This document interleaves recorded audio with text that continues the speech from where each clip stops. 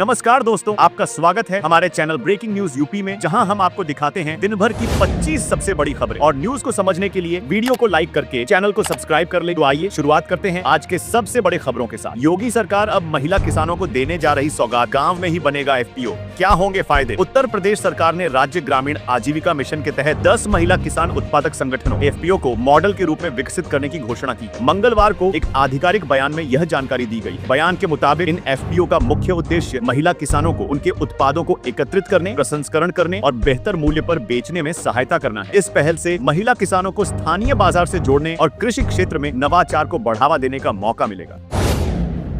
वंदे भारत सहित कई ट्रेनें 2 मार्च तक कैंसिल। टिकट कंफर्म है तो कितना मिलेगा रिफंड, जानिए। जम्मू तवी रेलवे स्टेशन के सुंदरीकरण और प्लेटफॉर्मों की बढ़ोतरी के चलते वंदे भारत सहित कई ट्रेनें 2 मार्च तक रद्द रहेंगी। इससे यात्रियों को परेशानी हो रही है। कई ट्रेनों को बीच रास्ते से चलाया जा रहा है, जबकि कुछ को मार्च तक कैंसिल कर दिया गया है। जिन यात्रियों की ट्रेनों में रिजर्वेशन हुआ है, उन्हें बिना किसी कटौती के पूरे पैसे रिफंड किए जा रहे हैं।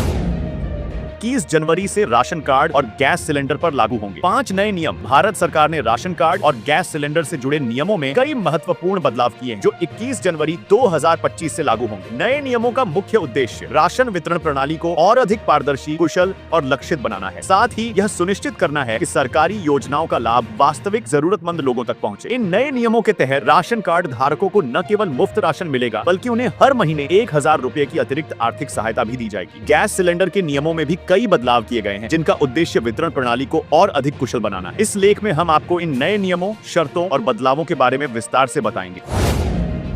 रोडवेज की लग्जरी बसों से जाकर लगाइए महाकुंभ में डुबकी, नोट कीजिए टाइमिंग और किराया। महाकुंभ जाने के लिए ट्रेन ही नहीं, बसों की भी परेशानी नहीं होगी। बरेली रीजन से 430 बसें महाकुंभ के लिए आवंटित की है। यात्री साधारण बस से मात्र 479 रुपए में बसों की सुविधा का लाभ ले सकते हैं। रोजाना इन बसों का संचालन किया जाएगा और इनकी मॉनिटरिंग के लिए कंट्रोल रूम बनाया गया है। प्रयागराज और वाराणसी को मिलाकर नई धार्मिक नगरी बसाएगी यूपी सरकार। ये 7 जिले होंगे शामिल। जानिए क्या होगा खास। उत्तर प्रदेश के विकास को गति देने के लिए वाराणसी और प्रयागराज को मिलाकर धार्मिक क्षेत्र बनाया जाएगा। इसमें दोनों शहरों को मिलाकर 7 जिले शामिल होंगे। इसका दायरा 22,000 वर्ग किलोमीटर से ज्यादा होगा। इसके लिए प्रदेश सरकार ने वाराणसी और प्रयागराज को मिलाकर क्षेत्रीय विकास प्राधिकरण का गठन करने की तैयारी की है। इसका विकास धार्मिक विकास के क्षेत्र के तौर पर किया जाएगा। विकास क्षेत्र जहाँ अत्याधुनिक तकनीक से लैस होगा, वही औद्योगिक क्षेत्र और नॉलेज पार्क की व्यवस्था भी की जाएगी। साथ ही इस क्षेत्र में स्थानीय लोगों के लिए रोजगार के लिए बड़े अवसर होंगे।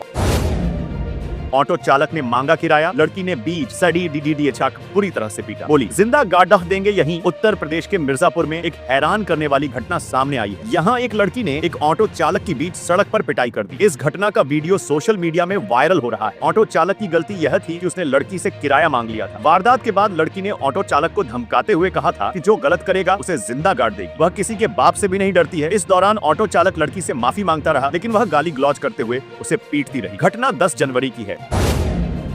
संभल में हिंदू परिवारों को वापस मिली जमीन 47 साल पहले भगाए गए थे। 10,000 स्क्वायर फीट पर था कब्जा। 1978 के दंगों में समुदाय विशेष के लोगों ने हिंदुओं को खदेड़ दिया था। स्थिति यहाँ तक आ गई थी कि लोग अपना घर बार और जमीन जायदाद छोड़कर वहाँ से पलायन कर गए थे। उनके जाने के बाद समुदाय विशेष के लोगों ने इन संपत्तियों पर कब्जा जमा लिया था। अब जिला प्रशासन ने पैमाइश कराकर न केवल हिंदुओं की जमीन को खाली कराया है, बल्कि उन्हें वापस बुलाकर उन्हें कब्जा भी दिलाया है। जिला प्रशासन के मुताबिक अभी 10,000 स्क्वायर फीट जमीन कब्जा मुक्त कराया गया है और शेष 5,000 स्क्वायर फीट के लिए बुलडोजर कार्रवाई की जानी है।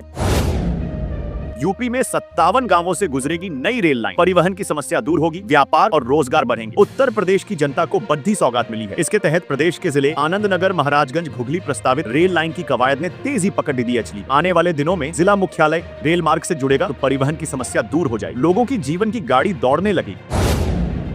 23 जनवरी को सरकारी छुट्टी हुई घोषित। बंद रहेंगे सरकारी और प्राइवेट स्कूल। उत्तराखंड में नगर निकाय चुनावों के लिए 23 जनवरी को मतदान होना है। इसे देखते हुए राज्य सरकार ने सार्वजनिक अवकाश की घोषणा की है। यह अवकाश सभी सरकारी कार्यालयों, निगमों, शिक्षण संस्थानों और वाणिज्यिक प्रतिष्ठानों में लागू होगा। इस कदम का उद्देश्य अधिक से अधिक मतदाताओं को मतदान में भाग लेने के लिए प्रोत्साहित करना है।